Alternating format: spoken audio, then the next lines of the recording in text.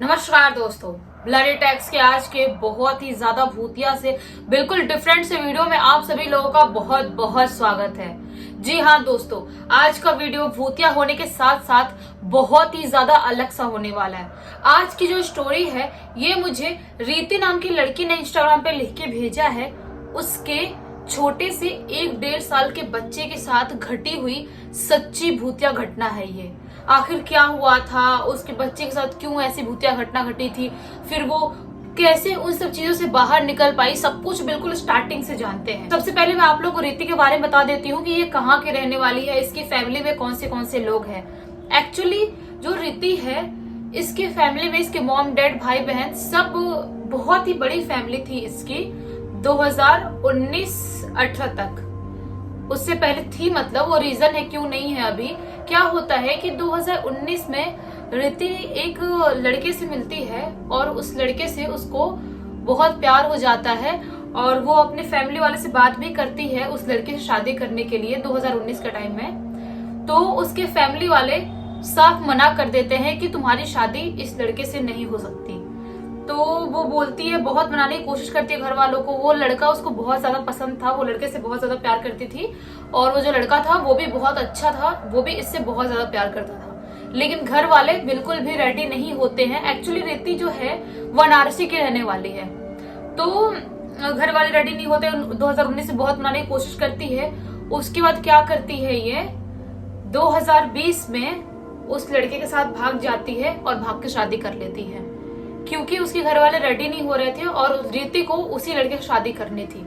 तो वो अपने घर से भाग जाती है, 2020 में शादी कर लेती है और वाराणसी में ही एक दूसरे जगह पे जाके रहने लगती है, रेंट पे घर लेके, अपने उसी बॉयफ्रेंड के साथ जो जिसके साथ भागी थी, जिससे अभी शादी हो चुकी थी, मतलब उसका पति बोल सकते हैं। तो उसके साथ 2020 में शिफ्ट हो जाती है वाराणसी में ही एक दूसरी जगह पे। वहां पे शिफ्ट होती है। उसकी जिंदगी में सब कुछ बहुत ही अच्छा खासा चल रहा था, लड़का भी बहुत अच्छा था और जिस एरिया में शिफ्ट हुई थी वो एरिया भी बहुत ज्यादा अच्छा था। उसके बाद क्या होता है, उसकी शादी के बाद ही उसका जो बेबी था वो पैदा होता है। शादी के 9 महीने बाद उसका एक बच्चा पैदा होता है। जब वो बच्चा पैदा होता है तो वो बहुत ज्यादा खुश होती है, उसका पति भी बहुत खुश होता है। पूरी उनकी जो जिंदगी थी बहुत अच्छी खासी चलने लगती है। लेकिन जो रीति थी उसकी फैमिली से उसका कोई भी कांटेक्ट नहीं था। उसकी एक जो बड़ी बहन थी उससे थोड़ी बहुत बात होती थी रीति की, लेकिन उसकी फैमिली वालों को इतना सब कुछ नहीं पता था कि कहाँ पे है, कहाँ रहती है, उसका बच्चा हुआ है नहीं हुआ है, किसी को कुछ भी नहीं पता था। तो ये वहां पे रह रही थी। तभी अचानक से इसके बेबी हुआ था। बेबी होने के बाद जहाँ पे ये रहती थी ना, जिस सोसाइटी में, जिस फ्लोर पे, उसी फ्लोर पे बाजू वाले रूम में एक फैमिली शिफ्ट होती है। वो जो फैमिली शिफ्ट होती है वो बहुत ही अजीबोगरीब फैमिली थी। अजीबोगरीब कैसे थी मैं आप लोग बताती हूँ। वो ना किसी से बात तक नहीं करती थी, ना किसी को देख के स्माइल करना, ना किसी से बात करना। और अगर उनसे कोई बात करने की कोशिश कर रहा है तो भी उनको वो इग्नोर कर देते थे वो फैमिली वाले लोग।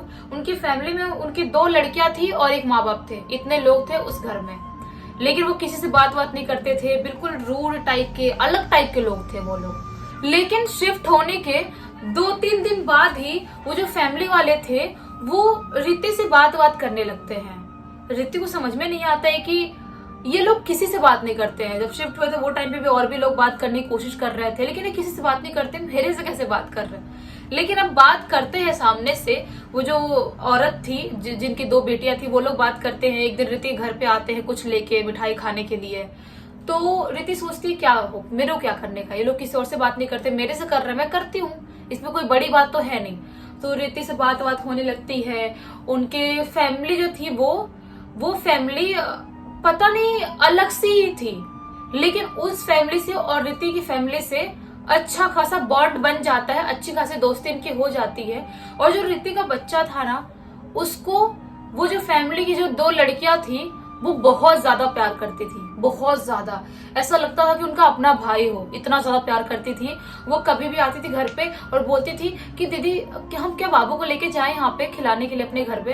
तो रीति को भी लगता था क्या करने का है, अपने घर पे तो लेके जा रही है और मेरे बाजू में ही घर है उनका भी, छोड़ती हूँ, लेके जाने देती हूँ। तो बोलती हाँ हाँ ठीक है लेके जाओ, लेकिन जब भूख लगेगी तो उसको लेके आना, उसको दूध दूध पिलाने के लिए।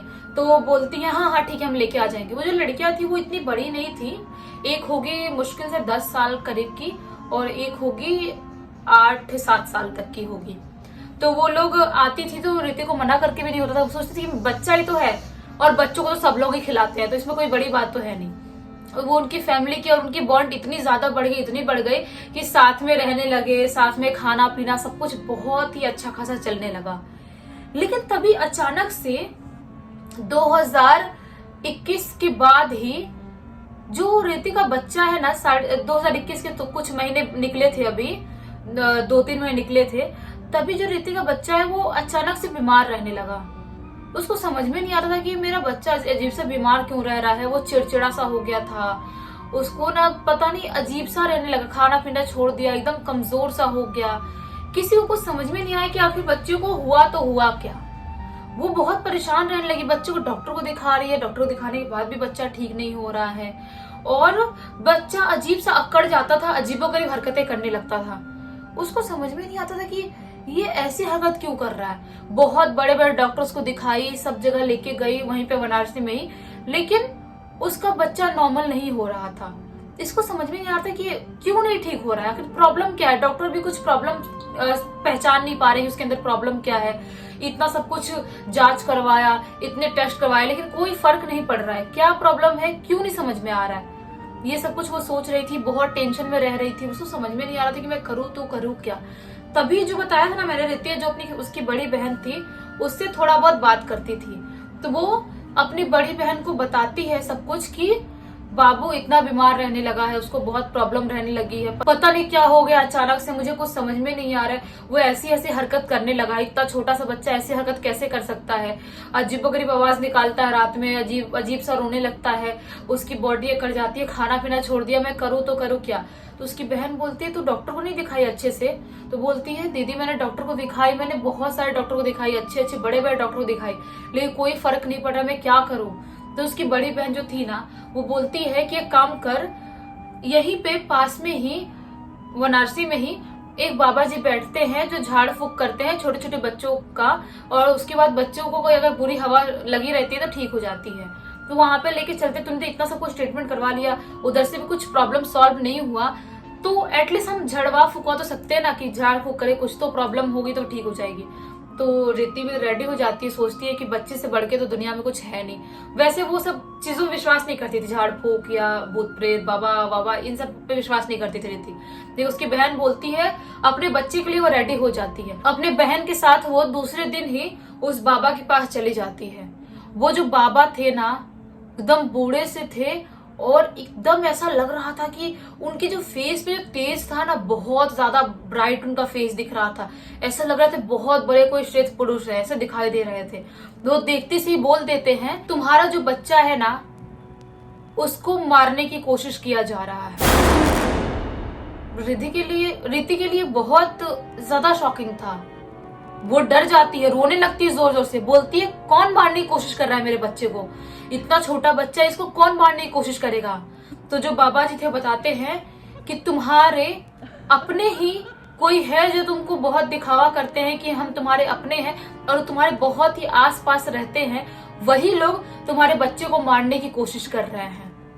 वो तुम्हारे बच्चे को अपना बच्चा बनाना चाहते हैं, मरने के बाद, उसको मारने के बाद प्रेत योनि से अपने जो बोलते हैं ना, जो ब्लैक मैजिक करने वाले लोग होते हैं, अपने पास लेके आते हैं और कुछ भी उनसे काम करवाते हैं। तो जो एक औरत है जो खुद बच्चा पैदा करना चाहती है, लड़का, लेकिन तुम्हारे बच्चे को मार के, वैसा कुछ टोंटरम करके।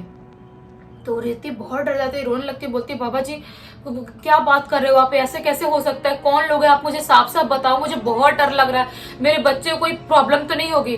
तो बाबा जी बोलते हैं बेटा देखो, तुम्हारे बच्चे की कुछ कुछ चीजें गायब है क्या तुम्हारे घर से, जैसे उसके कपड़े या खिलौने या कोई भी चीज।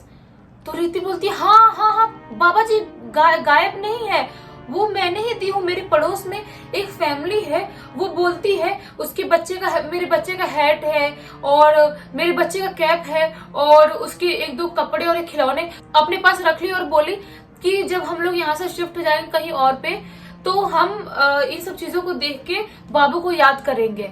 ऐसा बोल के मेरे बच्चे की चीजें वो लोग रख ली। मैं देना तो नहीं चाहती थी, लेकिन वो लोग जब ऐसा बोले कि हम लोग यहाँ से शिफ्ट हो जाएंगे कुछ महीनों बाद, तो हम जाके वहां पे हम याद करेंगे, तो ये सब चीजें देख के याद करेंगे, तो मैंने दे दी। तो बाबा जी बोले कि ठीक समझी तुमने, वो जो फैमिली है तुम्हारे बच्चे की चीजें लेके गई है और उन्हीं सब चीजों से ब्लैक मैजिक कर रही है तुम्हारे बच्चे को मारने के लिए।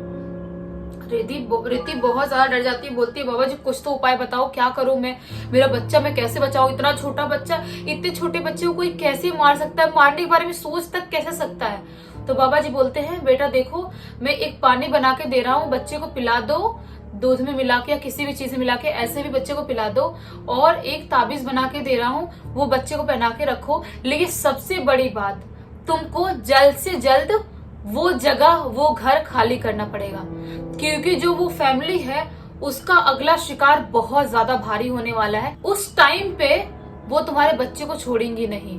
वो जो फैमिली है वो बहुत भारी लेवल का ब्लैक मैजिक कर रही है तुम्हारे बच्चे को मारने के लिए, और उनको बेटा चाहिए, इसीलिए ऐसी हरकत कर रही है वो। तो रीति बोलती है ठीक है बाबा जी, आप जो भी बोल रहे हैं सब कुछ मैं करूंगी, मैं कल ही घर खाली कर दूंगी, कहीं पर भी ढूंढ लूंगी, कहीं पर भी अच्छा घर नहीं, मेरा कबाड़ी घर में रह लूंगी, लेकिन मेरे बच्चे से बढ़ के इस दुनिया में कुछ भी नहीं है।